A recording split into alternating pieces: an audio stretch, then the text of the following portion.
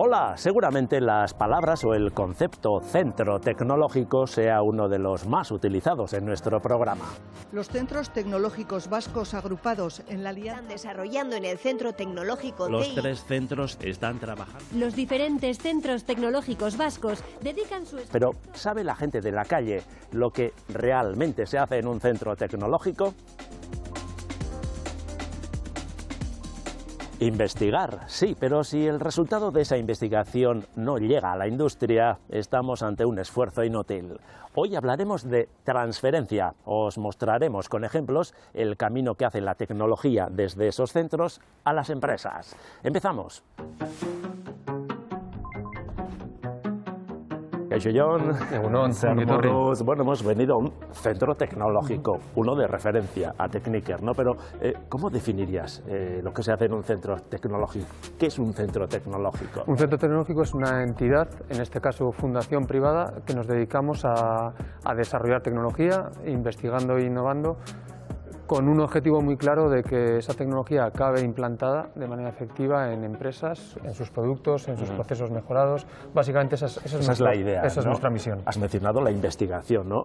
La gente pensará, ahí se investiga, pero no solamente, ¿no? Esos resultados de la investigación tienen que llegar a algún lado, ¿no? Hablamos de transferencia. Eso es. Al final, el objetivo que tenemos no es investigar de manera aislada, sino siempre estamos pensando en apostar por determinada investigación o determinadas tecnologías, pensando en que luego podamos transferirlas a las empresas para que se conviertan en más competitivas. A las empresas. El objetivo es transferirlas, que llegue a ellos, ¿no? Eso es. Investigamos e innovamos, pero siempre pensando en que eso tiene que acabar implantado en una empresa, haciéndola más competitiva en este mundo. Al final, si no, no valdría para nada toda esa investigación, ¿no? Eso es. Bueno, la idea es mostrar algunos ejemplos de la investigación y de la transferencia, ¿no? De cómo funciona. Sí. Al final, bueno, la idea es que a través de esos ejemplos pues tengamos una visión más clara del trabajo que hacemos y cómo pasa esa tecnología a acabar implantada en las empresas. Te sigo. Perfecto. Vamos.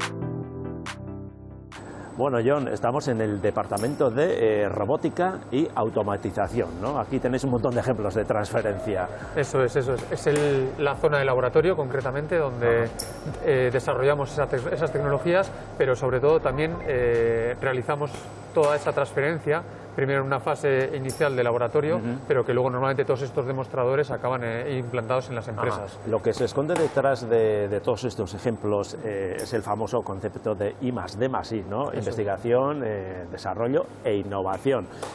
Dicho de otro modo, competitividad de las empresas vascas, ¿no? Esa es la idea final.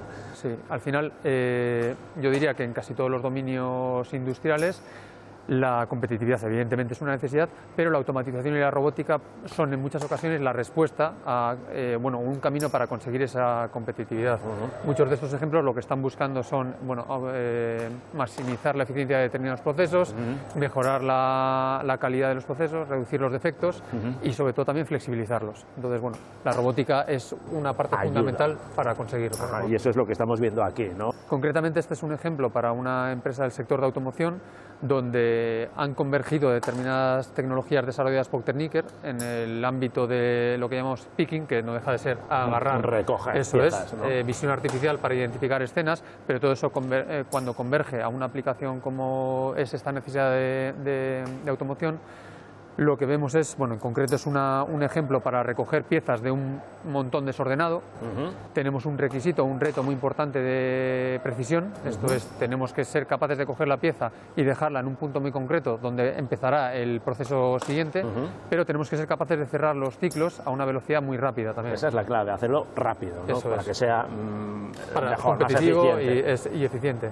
Entonces, la manera de enfrentarte a ese reto, de conseguir un resultado muy rápido, tiene que ser analizando el conjunto. Esto es, no vas yendo de manera arbitraria donde una pieza o la siguiente, sino que tienes que identificar de todo el grupo cuál es la mejor candidata que mejores tiempos de respuesta dé al total del problema. Ahora mismo estamos viendo el brazo robótico trabajando a un ritmo bastante tranquilo, ¿no? Pero esto en la vida real funcionará bastante más rápido, ¿no? Sí, eso es. Al final los tiempos de ciclo que nos están pidiendo es del orden de muy pocos segundos y evidentemente la velocidad a la que se movería el robot, dejaría patente que estamos cumpliendo ese requisito. Y esto al final terminará en la empresa, ¿no? Eso es. Aquí hacemos las primeras etapas de la validación en un entorno más controlado, donde podemos estar afinando los algoritmos, y luego la última fase es la validación ya en planta, donde siempre surgen necesidades o dificultades de última hora, que son donde las solventamos.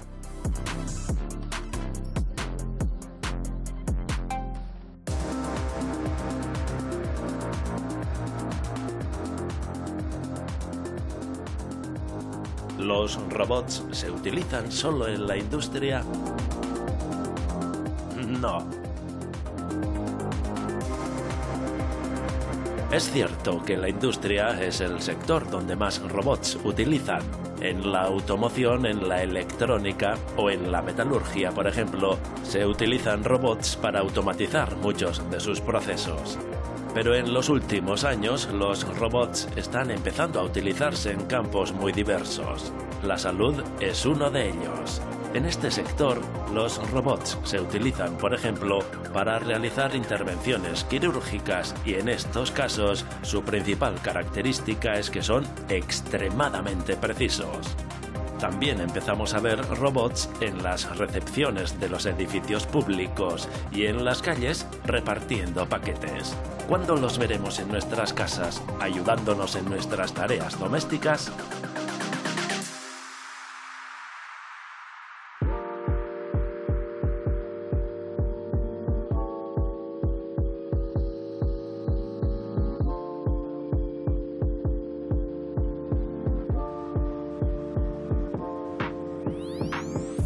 Estamos en el pabellón de fabricación avanzada, un concepto muy amplio. ¿Qué incluye esa fabricación avanzada? La fabricación avanzada para nosotros lo que representa es la unión de dos mundos. Por un lado, las tecnologías más tradicionales o estándares de fabricación, que por su lado también tienen un montón de retos y necesidades tecnológicas. Máquina-herramienta, ¿te refieres? Máquina-herramienta, como puede ser, o otros medios de conseguir fabricación o llevar esas necesidades a la industria. Y por otro lado, digamos que todas las tecnologías, ese grupo de tecnologías que venían por la parte de digitalización.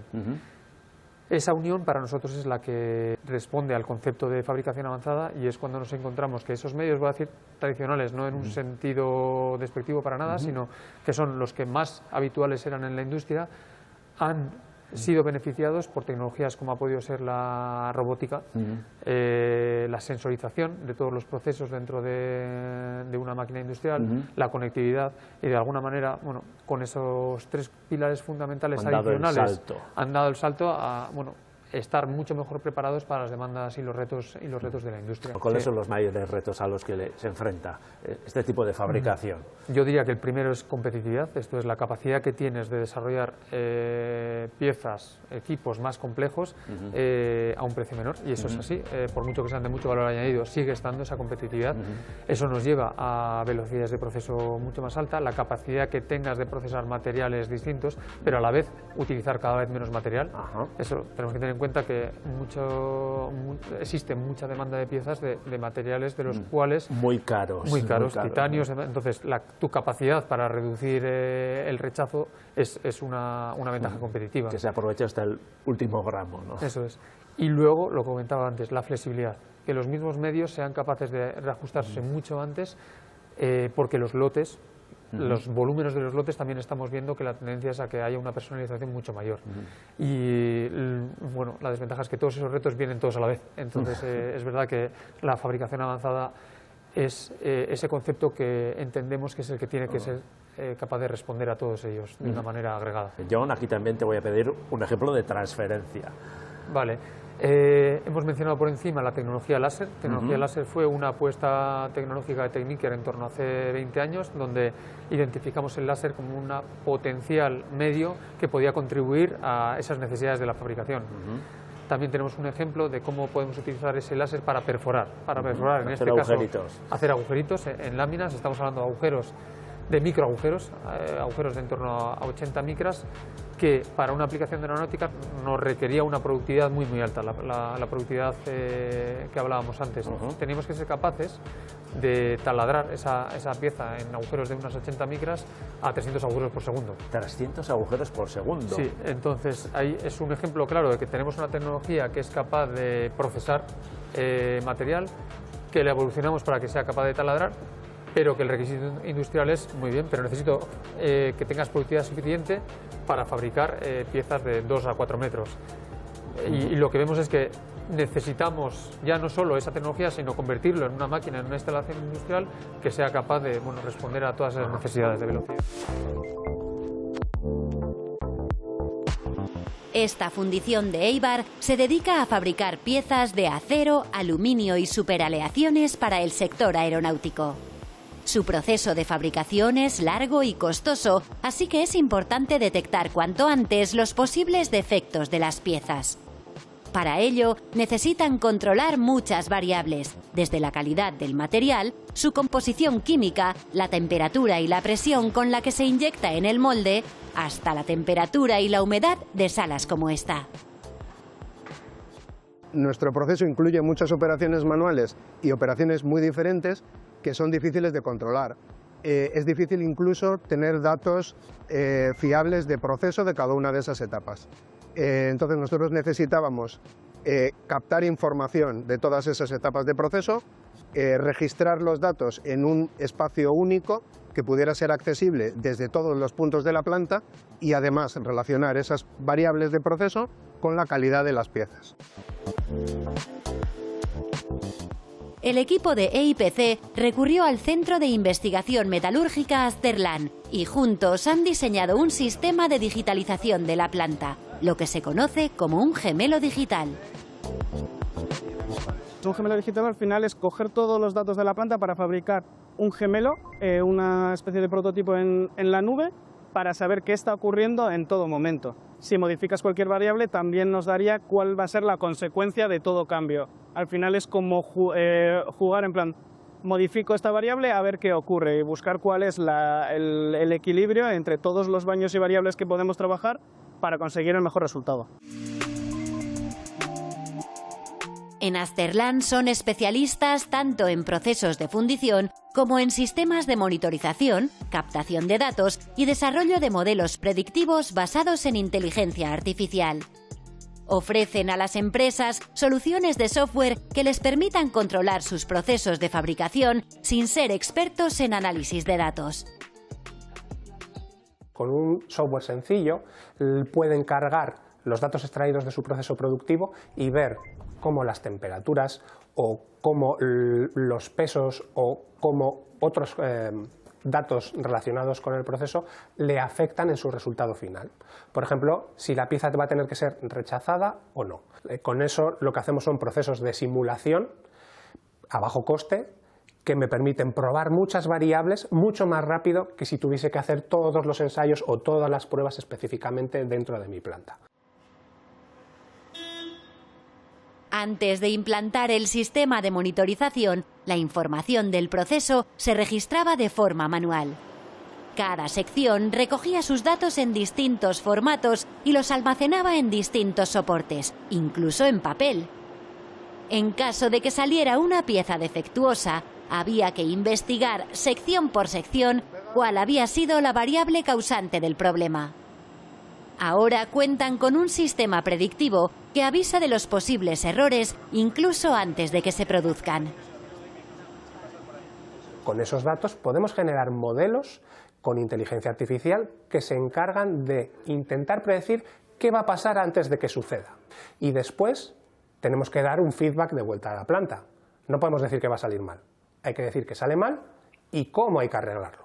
Y ahí entran los sistemas optimizadores, que usan todos los datos que has extraído y todo el conocimiento que aportan para poder determinar cuáles son los cambios que tienes que hacer para que no se vuelva a producir. El hecho de digitalizar un proceso te da muchísimas ventajas, no solamente ya a la hora de actuar como tendencias, predicciones y demás, que esto ya de por sí es una oportunidad enorme. También te da la oportunidad de reducir muchísimos costes. ¿Por qué? Porque si yo estoy viendo que una pieza me va a salir mal en el proceso número 3, me ahorro todos los siguientes, es decir, el postprocesado, y puedo eliminarla antes. Entonces, eso a nivel económico es un ahorro bastante grande. No es la primera vez que EIPC y Azterlan colaboran en un proyecto como este. Y es que el papel de los centros tecnológicos no solo es investigar, crear conocimiento, sino llevarlo a la realidad de las empresas y hacer que sea útil a la hora de resolver sus problemas. Nosotros tenemos claro que para desarrollar nuestros proyectos de I+D no tenemos que empezar de cero.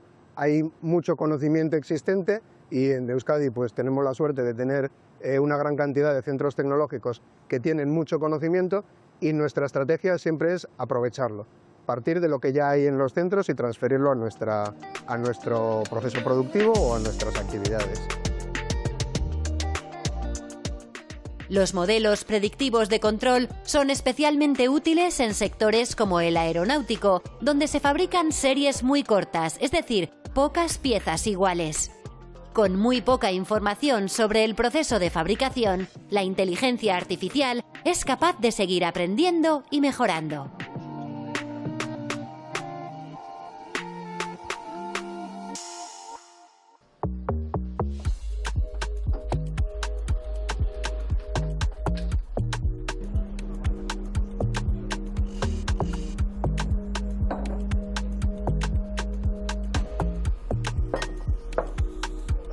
Laboratorio de Superficies y Nanotecnología es una de las líneas de investigación que tenéis aquí en Tecniker, ¿no? ¿Qué se hace aquí? Sí, es una línea de investigación muy importante para Tecniker. También a nivel de territorio puede que no seamos conscientes de todo el despliegue que tiene esa tecnología en un montón de productos cotidianos, pero sí, es un laboratorio donde desarrollamos lo que pueda ser los fundamentos químicos y físicos de superficies. Al final, superficies no deja de ser como si fuese una capa que depositamos en múltiples materiales para mejorar sus funciones o mejorar su estética. Entonces, es una tecnología que acaba en productos pues desde mobiliario, automoción, aeronáutica, dispositivos médicos. Hay superficies en todo el mundo, aplicaciones ¿no? industriales y sí, bueno, es una tecnología que en nuestro caso no nos enfocamos solo en desarrollar el fundamento químico-físico, esto es la formulación de cuáles son los principios que tienen que hacer que esa superficie consiga la funcionalidad para la que es requerida,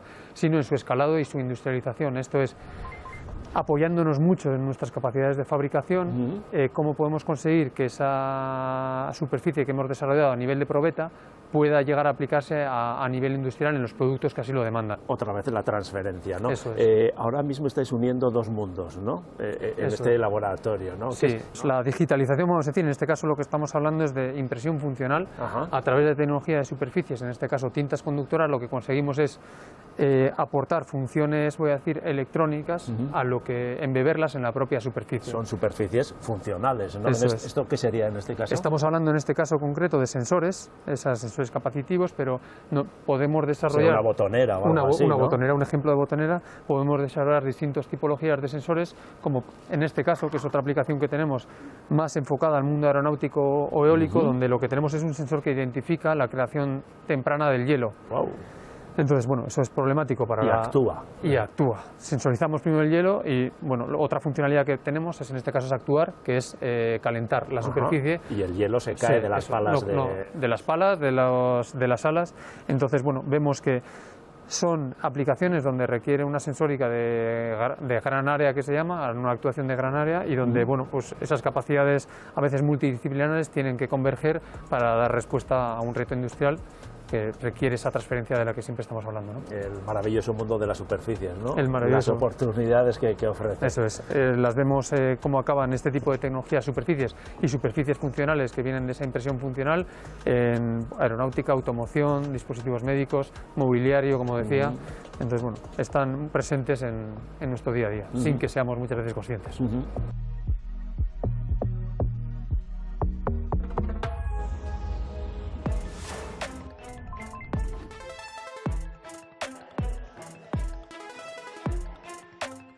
La empresa Beaker se creó en 2018. Cuenta con una veintena de trabajadores y una facturación anual de cerca de 2 millones de euros. Trabajan en el diagnóstico y en la predicción del estado de salud de las baterías y es la primera spin-off que ha creado el Centro de Investigación CIC Energigune.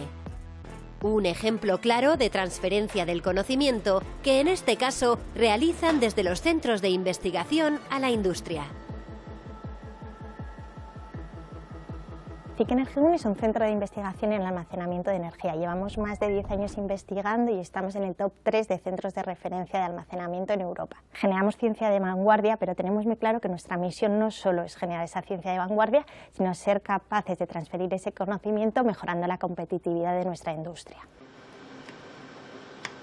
En el centro de investigación CIC Energigune trabajan en dos áreas de investigación.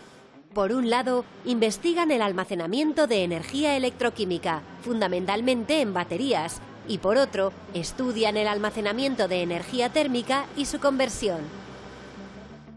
En su labor de transferir conocimiento a la industria, detectaron una necesidad en el mercado que podían abordar. Se dieron cuenta de que las empresas no sabían elegir las baterías adecuadas para cada aplicación. Nosotros habíamos detectado que para la mayoría de los usuarios de las baterías la celda es una caja negra. Sin embargo, la celda es fundamental para el funcionamiento de las baterías en aplicación. Las celdas son una electroquímica y no hay una electroquímica buena o mala. La electroquímica es buena en función de las necesidades. Al final lo que hay que hacer es una selección de la celda de la batería, de la química de la batería, en función de las necesidades de la aplicación. Precisamente uno de los aspectos que han estudiado en profundidad en CIC Energigune son los materiales que se utilizan en las baterías y todas las electroquímicas posibles, así que conocen muy bien cómo funciona cada material para cada aplicación. Pero también han investigado sobre los mecanismos de degradación de las baterías. Les realizan análisis post-mortem, una especie de autopsia. Pero también es súper importante, y es algo que para lo que CIC Energigune tiene unas capacidades casi únicas a nivel europeo, ese análisis post-mortem que te permite analizar a posteriori los mecanismos de degradación y los modos de fallo de las baterías. La conjunción de ambos conocimientos es lo que hace que la propuesta tecnológica de Beaker sea tan importante y tan completa para el mercado. Todo ese conocimiento desarrollado por CIC Energigune ha sido clave para que Beaker empezara a desarrollar su oferta. El primer servicio con el que la empresa despegó fue realizar ensayos en celdas de baterías. ensayos de caracterización electroquímica, ensayos de envejecimiento y de comportamiento. Para ello, ponen las celdas a prueba a diferentes temperaturas o las obligan a hacer muchos ciclos de trabajo para ver cómo se comportan y cuáles son sus prestaciones. Junto con este servicio, también ofrecen asesoría y consultoría para las empresas que necesitan utilizar baterías pero no conocen la tecnología o los proveedores. Que hay muchas empresas que utilizan baterías que van integradas en sus productos o que quieren instalar sistemas de almacenamiento hibridados con plantas fotovoltaicas, con plantas de generación renovable en general, que necesitan comprar esas baterías e instalarlas, pero no son expertos en la materia. Entonces, enseguida empezamos con una actividad paralela de asesoría y consultoría tecnológica, bien para elegir la mejor tecnología o bien para lanzar procesos de compra, hacer evaluaciones técnico-económicas. Pero estos últimos años, la empresa ha dado un paso más y ha centrado su labor en el diagnóstico predictivo del estado de salud de las baterías. El objetivo es cómo se van a comportar las baterías y cómo van a ir envejeciendo según la aplicación a la que estén destinadas. Para ello, en Viker han desarrollado sus propios algoritmos. Para conocer el estado de salud tienes que conocer muy bien la electroquímica de las baterías, saber muy bien cómo envejecen, cómo se van a comportar y cómo, según la aplicación que tienen, pues van a ir evolucionando esas baterías. Y eso está muy basado en analizar las variables de las baterías. Hemos hecho muchos ensayos de envejecimiento sobre diferentes tipos de celdas, diferentes tecnologías, para recopilar toda esa información que nos sirve para trabajar en nuestros algoritmos y mejorar nuestras predicciones de estimación de estado de salud de las baterías. Uno de los productos que han desarrollado es un sistema de monitorización y diagnóstico para baterías de plomo y de níquel-cadmio. Estas baterías normalmente se utilizan como sistema de respaldo para casos de caída de la red eléctrica, pero generalmente estas baterías no se monitorizan. Nosotros hemos desarrollado un sistema que sensoriza cada una de esas baterías, recoge variables como temperatura, tensión y la impedancia, y con toda esa información el módulo de diagnóstico, que es el que tiene la inteligencia y es el que contiene los algoritmos, pues es capaz de avisarnos de fallos, de alarmas, de cualquier tipo de evento y nos dice en todo momento cuál es el estado de salud de esa batería. Viker trabaja ahora en el desarrollo de sus propios productos. Han sacado al mercado su propia línea de baterías de litio ferrofosfato y un BMS o sistema de gestión de baterías. Diseñamos el módulo, diseñamos la electrónica, diseñamos los algoritmos, los sistemas de comunicaciones y digamos que son baterías un poco especiales donde las prestaciones que nos exigen nuestros clientes son algo superiores a los productos que podemos encontrar en el mercado. Entonces son desarrollos que hacemos a medida.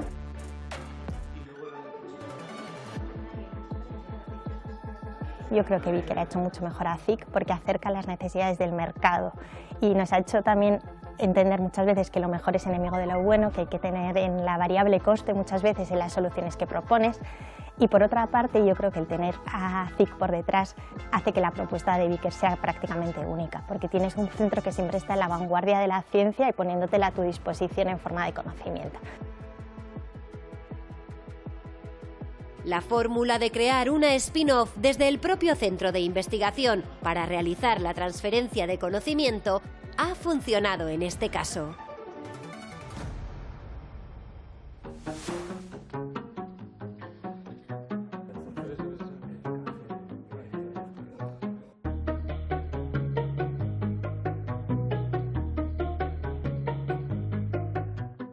Bueno, John, ¿cuánta gente trabajáis aquí en Tecniker? Estaremos en torno a 330 personas. Wow. Y sí, con una apuesta muy clara de cantera. Esto es, intentamos que la gente venga desde joven y vamos desarrollando con ellos lo que es su carrera profesional y convirtiéndoles en técnicos y tecnólogos. Invertís en el futuro. Invertimos en el futuro y al final tenemos que entender que todos los laboratorios, todas las máquinas y toda la transferencia que hemos visto se fundamenta en las capacidades que tiene el equipo humano. Y sin ellos, pues nada de esto podría ser una realidad. Sin personas no hay tecnología. Eso es. Eso es. John, es que ricasco. Zuei.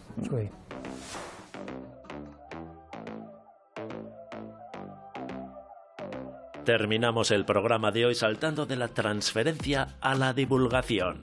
Hacer llegar al público contenidos de ciencia y tecnología de modo entretenido y comprensible es precisamente el objetivo del concurso de vídeos On Ciencia. Quienes mejor lo hagan, además, se llevarán un premio.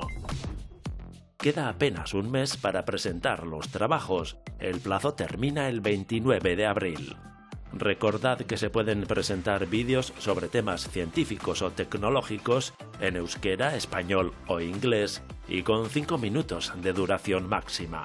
Todo un reto. Animaos y enviad vuestros trabajos. Hasta la semana que viene. Agur.